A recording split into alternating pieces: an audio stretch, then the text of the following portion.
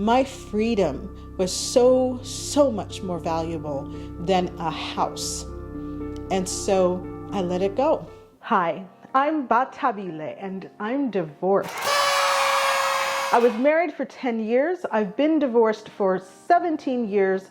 And now I'm here to share with you everything that I've learned over the past 17 years about how to build a life of abundance and joy after divorce. But before you get to after divorce, you got to get through the divorce. In this video, I'm going to share with you what I did to be able to get through the divorce process in just 6 months. Yes, absolutely. From the time that I filed my petition for divorce to the time when the divorce was granted was just 6 months. Now, it is important that you are working with good professionals who are giving you advice about how you should go through your divorce process. It's not necessarily that everything that I'm sharing with you today will work for you in your situation.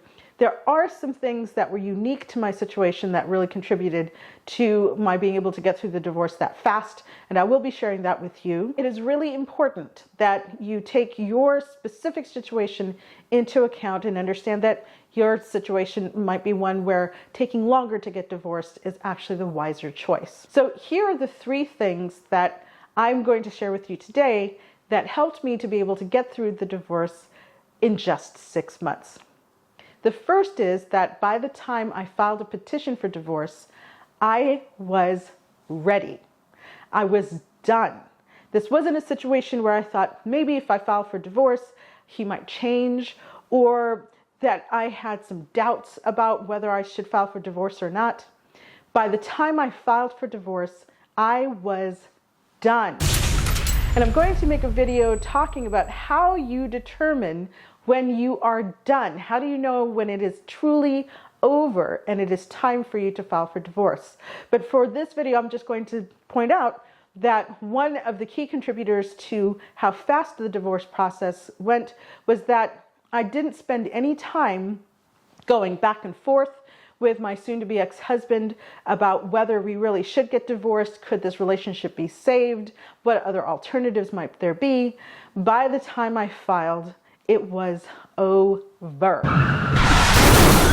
The second key contributor to the divorce going through within just 6 months was that my ex-husband and I didn't argue. We didn't argue over anything having to do with getting divorced. My decision not to argue really was about how desperate I was to get out of that marriage. I was willing to do just about anything. And when I get to number 3, I'm going to show you how serious I was about that. But I was willing to do just about anything to ensure that I could get out of this marriage as soon as I could. For my ex-husband, on the other hand, I learned later that the reason he decided not to argue was because he thought that if he gave me everything that I wanted, I would see how wonderful he was and I would come back. Of course, that's not the way that things turned out, but what it did do was to contribute to our getting through the divorce process as quickly as we did. In your situation, it might be a little bit more challenging. In most cases, when people are getting divorced in the United States, they're going to be using the no-fault option for divorce. Prior to no fault, in order to get a divorce, you had to have what was called a cause of action. And you had to file a complaint with a cause of action where you enumerated or you presented one of the reasons that was allowed for people to get divorced. So it's not that you could complain that you were divorcing for any reason. It had to be for specific reasons. For example, adultery or cruelty or abandonment. Now, for a lot of people, when they're going through a divorce, it's going to be a no-fault divorce in the United States, which means that all you have to show is that you have irreconcilable differences and that the marriage is irretrievably broken. If you are in disagreement about the status of your marriage, you have irreconcilable differences. And if you do agree that the marriage is irretrievably broken, you can demonstrate that the marriage is irretrievably broken. As I said at the beginning of the video, there are aspects of my life that are different from a lot of people's that contributed to my being able to get this divorce in 6 months. And one of them was that we didn't have children. And so we didn't have to go through a process of creating a parenting plan, which is necessary for you if you have children and you're going through a divorce. But the lesson there is that, of course, the less you argue over the decisions that you need to make, the faster you're going to get through the divorce. And one of the ways you can make sure that you are limiting the argument is to first be sure about what you need. People often argue because they're upset. And so they're really arguing about how they feel, or their argument is driven by how they feel. That can significantly increase the amount of time that you spend going through the divorce process, and where you wind up with all of your money in your lawyer's pockets and you coming out of the divorce completely thrashed. If that's not what you want, if you want to be able to come out of the divorce retaining as much of your marital estate as possible, in other words, keeping your money, then you want to focus on doing what you can to facilitate this divorce being completed as soon as possible. And so one of those things is focusing on what you need rather than what you feel when you decide that you're going to take position on a particular decision that needs to be made in order to facilitate your divorce. So it's important to ask yourself, if you're going to argue over something, what is my purpose in this? What is the ultimate outcome that I'm looking for? And will arguing over this actually achieve the ultimate outcome that I'm looking for? Sometimes you argue over the things that you have in your hand now that you can actually get later. And so it makes no sense for you to be arguing over, let's say, the couch or the TV or other things that are of material value that you certainly can replace. The amount of money that you are paying your lawyer to engage in a fight over those things is much greater than what it is that you're arguing over. Unless perhaps you're really high net worth and maybe it's the Lamborghini, right? But generally speaking, it actually hurts you to argue, particularly over material things. And the extent to which I was willing to go in order to avoid that will become really clear in just a moment when we get to the third factor.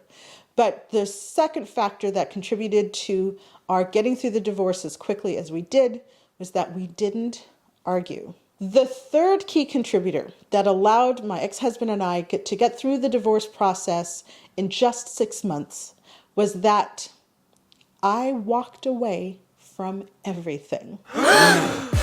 That's right, I said that. I did that, I really did. And I must hasten to add that I'm not recommending this. I'm just telling you what my experience was and what that contributed to my being able to get through the divorce process so quickly.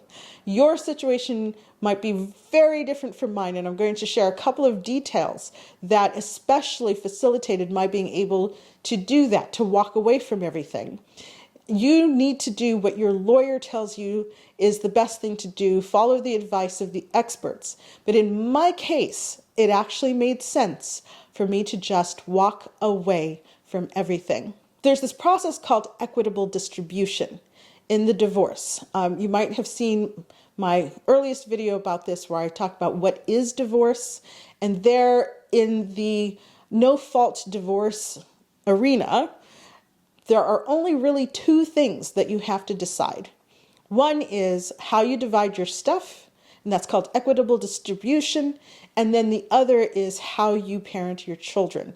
So the old-fashioned term for it is child custody. Now, most of the time it's called parenting, right? Do you decide how you're going to parent your children? Less and less frequently, you also might have to talk about spousal maintenance.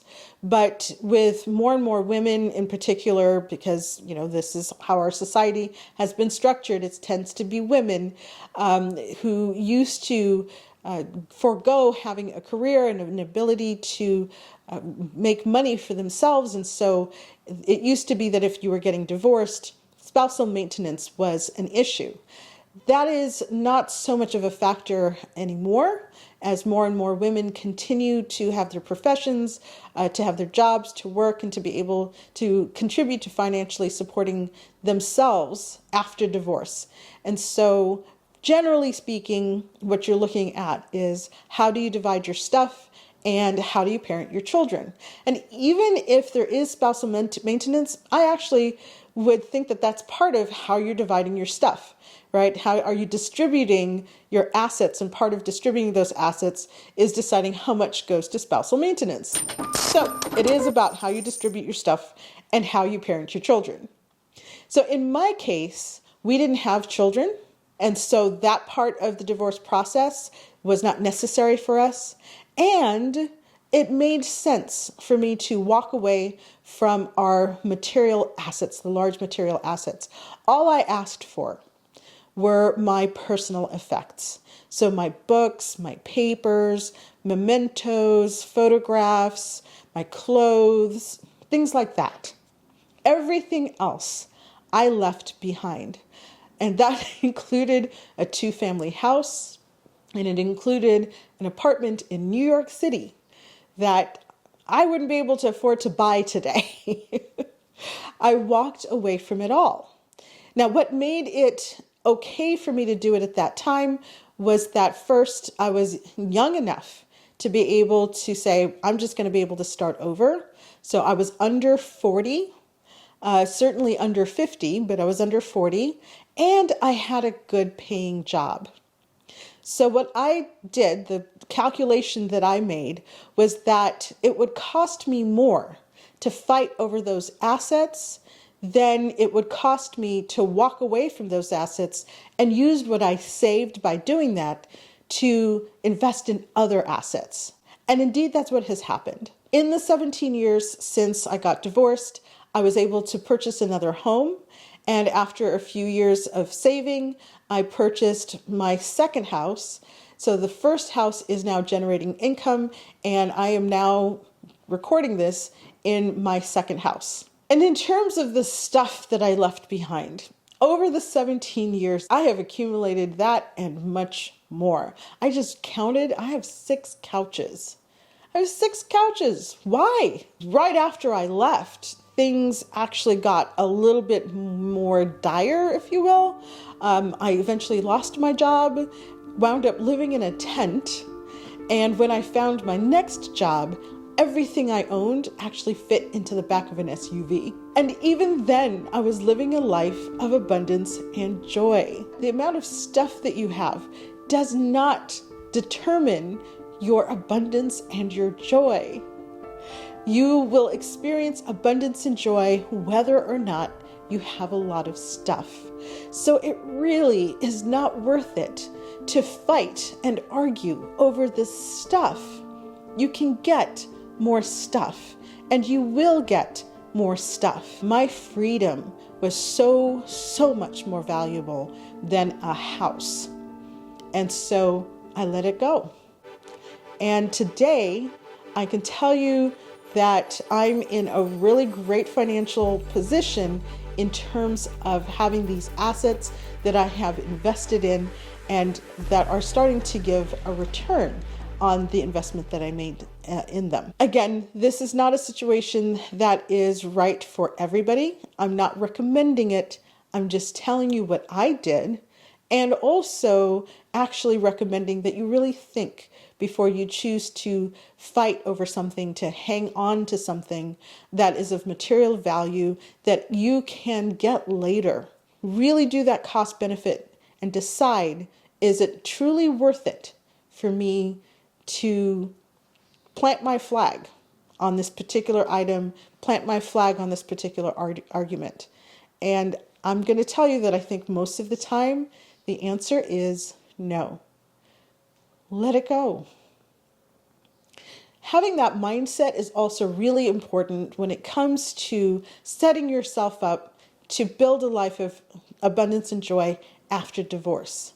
One of the key attributes that you're going to need to develop is that ability to let go.